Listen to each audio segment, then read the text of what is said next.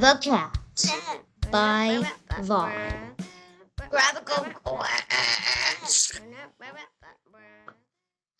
The guy is walking through the abandoned mall.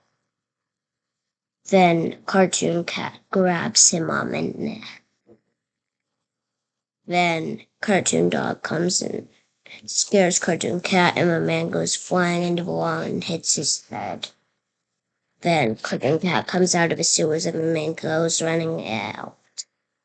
Then Cartoon Cat grabbed him on the neck in the spot where everyone else died.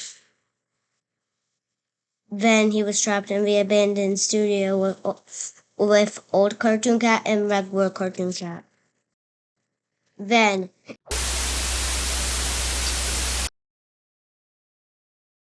the end. Graphical Glitch.